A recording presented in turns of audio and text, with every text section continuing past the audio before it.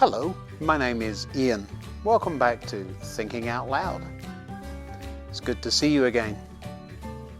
One of my favorite things in physics is the study of light and some of the properties light has. Today I'm thinking about reflections and shade, and in particular shadows.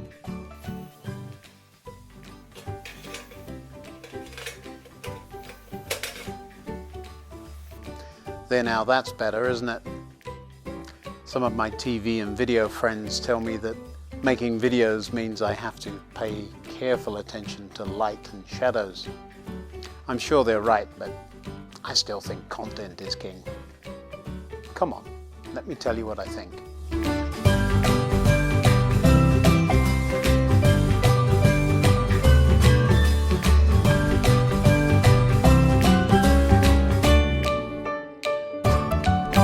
I find light fascinating.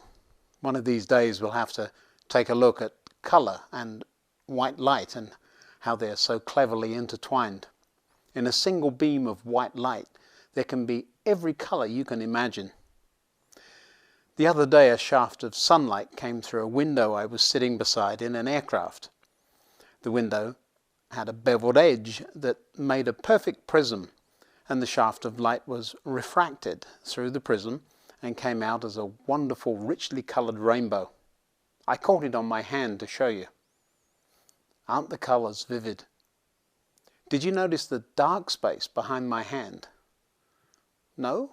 Well, that's because light often draws our attention away from darkness.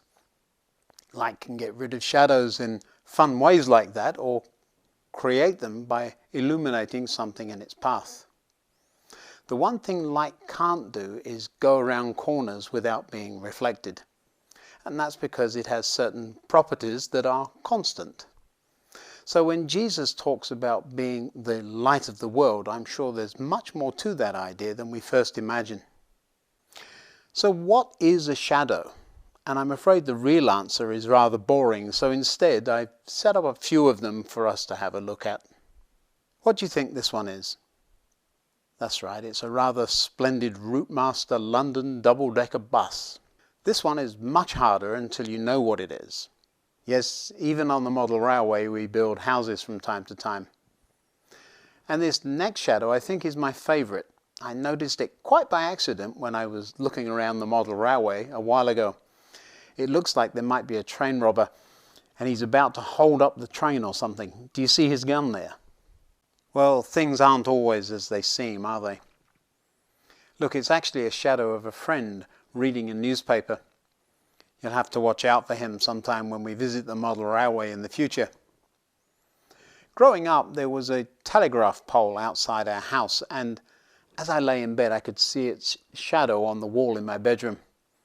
When a car went past the house, the shadow and the pole seemed to grow and move across the room in the opposite direction. With the wooden arms that held the cables sticking out either side, it looked like a scary monster being chased away. And then once the car's light had gone, it would return and watch me again from the wall. There are several things about shadows I think are worth talking about. First of all, without light, there can be no shadow. Well, that's obvious if you think about it. But for shadows to form, someone or something has to be blocking the light. Shadows can make all the difference to how we see things, as we saw right at the beginning before I lit the lantern. This lantern's intended for use on a ship actually. It has a loop on the bottom where a rope would tie to stop it swinging around. I suppose it should be on a shelf collecting dust, but I prefer to use it. Looking out of an aircraft window recently, this is what I saw. The mountains look so much closer because it looks a lot like the aircraft wing is making a shadow on the snow down there, doesn't it? Really, that's a valley way down there. So it's not the aircraft shadow at all, but still the mountains look much closer than they really are because of it. Shadows are interesting, aren't they? Shadows are only two-dimensional though and have no substance at all. At best they illustrate a representation of the real thing, the thing that's blocking the light. And as we saw, shadows can sometimes fool you. You don't really know what's causing them. Do you remember how we thought there might be a train robber and all the time it was a friend reading his newspaper? Shadows tell us a lot and help us know what might be around the corner, but sometimes that's just not something we can see right now. We have to wait. These shadows are unusual, aren't they? It's a bit hard to work out what's going on there, isn't it? I took these pictures in the middle of an eclipse when the moon passed between the earth and the sun. And so the shadows made by anything in the way of the sunlight made these weird shadows. The size and shape of a shadow is very dependent on where the light is. It's dependent on how bright the light is and even what kind of light it is. And so although sometimes we only see a shadow, we can tell a lot about the light by the kind of shadows cast. I enjoy taking pictures at night, and I'm going to show you a few of my favorite night pictures in a moment. But first, let me set the backdrop. Shade, of course, can be very welcome, and shadows aren't always bad either. There's a very famous Bible verse that's found in Psalm 23 that as a child used to worry me. Let me read the first few verses of the psalm to you, and you'll see what I mean. The Lord is my shepherd, I shall not want. So far, so good. And I told you these were well-known verses, didn't I? He makes me to lie down in green pastures. He leads me beside the still waters. Lovely. This sounds like a really idyllic scene, doesn't it? He restores my soul. He leads me in the paths of righteousness for his name's sake. Nothing quite like a good soul restoration. Perfect. Yea, though I walk through the valley of the shadow of death, I will fear no evil, for you are with me. Wait a minute here. There we were, not wanting for anything, lying down in green pastures beside lovely still waters, having our souls restored, and then death. As a small boy, I used to love this psalm, but I tended to stop before we got to the death part. That sounded way too scary for me. Well, just wait a minute here. Let's take another look. Is that really what it says? Yea, though I walk through the valley of the shadow of death, and I will fear no evil. This isn't a head-on with death we're facing. No, not at all. We're just seeing its shadow. And where do you suppose the light is coming from to cause that shadow? It says right there, for you are with me. Oh, that's different. The light of the world is casting light on death, and while the shadow of death is still scary, not nearly as bad. God is shedding enough light on death to get us through even that without being really afraid. And that makes all the difference to the whole scene. Without the light, can you see what the difference would be? It would be really scary. Instead of saying the valley of the shadow of death, it would say the valley of death. And that's a very different thing altogether. The point here is that it's a calming psalm. And the very next verse says, you prepare a table before me. Actually, it goes on to say, in the presence of my enemies. So in the end, this psalm seems to be describing my ideal day out, a lovely picnic by the lake. But somehow, death and enemies are lurking. But I don't need to be afraid or worry too much about them because you are with me. You are with me, shedding light into an otherwise totally dark place. Now, unfortunately, I've met people who take this comforting idea to mean, great, I can do whatever I like and don't need to worry because God is with me. Well, no, not exactly. That just shows someone might be missing the very clear theme of this picnic outing. It's right there. Can you see it? He leads me. God isn't a tag-on security officer along for the ride to protect us when we go off and do silly things. Not at all. But when we're doing things His way, loving God, loving our neighbour, and on His path, in a way that honours Him, following, then all this other stuff comes into play.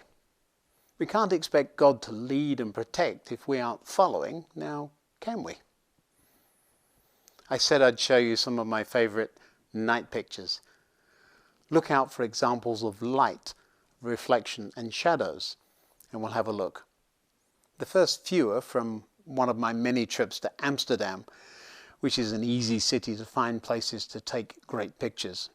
The streaks of light on the water there are made by a couple of boats that went past while I was taking the picture. You can tell it's Amsterdam because it's almost impossible to take a photograph without a bike being in the picture. I always remember the beside still waters part when I see the canals at night. Away from the bustle is another quiet place, much quieter, a lovely restaurant. Do you see the bikes again? But as much as I love being in a busy city, especially this one, this is London, and my favourite city, I think, but I'm biased. I think I prefer the quiet place where long into the evening I can sit at these tables with a lovely hot pot of tea, watching the world go by and thinking to myself. The light in all of these pictures is what makes the difference. Mostly shadows and some reflections, but beacons of light that shine into a dark place. When we say we follow Jesus, we should be able to shine or reflect his pure light too, shouldn't we? I love this picture, taken at midnight on a freezing cold Christmas Eve. It was taken not far from where we used to live in England. It's not about the building at all, but about the light, isn't it? Do you see the lovely way the light's bursting out into the outside in such a spectacular way? How about you? Do you let light burst out of you into dark places, or do you prefer to hide in the shadows? That's a tough question, isn't it? We already talked about letting God lead us and staying on his path, didn't we? But right through the Bible we read how God does his part and for how long. Psalm 121 tells us it's not just a day out for a picnic, it's forever. Look, verse 5 says, "The Lord himself watches over you. The Lord stands beside you as your protective shade. The sun will not harm you by day, nor the moon by night. The Lord keeps you from all harm and watches over your life. The Lord keeps watch over you as you come and go, both now and forever." And back in Psalm 23, the psalm concludes with verse 6. "Surely goodness and mercy shall follow me all the days of my life." So as we let God lead us in his ways, those things follow after us. And then, after we've passed through that valley of the shadow of death, all the time with the light of the world right beside us, we get to the place God knows. Because he's already been there. It says right there, he's prepared it for us. And here's another thought to go with that lovely thought. If the light of the world is beside us, which way is death's shadow falling? It falls away from us. And that's exciting. Because after that, all the days of my life part, verse 6 concludes with, "And I shall dwell in the house of the Lord forever." Being close to God allows us to reflect his light too. Instead of being part of the dark spaces, you can be part of the interesting light in the dark space. You don't have to try very hard. Just be who God made you to be as you follow his paths. Maybe to the lake for a picnic, or perhaps through the valley where the shadow of death will be lurking, and the reality of that and how you trust God to lead will shine. And that kind of shine is impressive. Thank you for spending a few minutes with me. I hope you've enjoyed this video. Of course, I'd love to hear from you, and you can do that by commenting below if you like. Visit again next time. You never know what I'll be thinking. Tell your friends about these videos, and if you haven't done so already, subscribe and click that bell icon thingy down there, and that'll let you know when a new video comes along. Until next time, this has been Thinking Out Loud. Goodbye.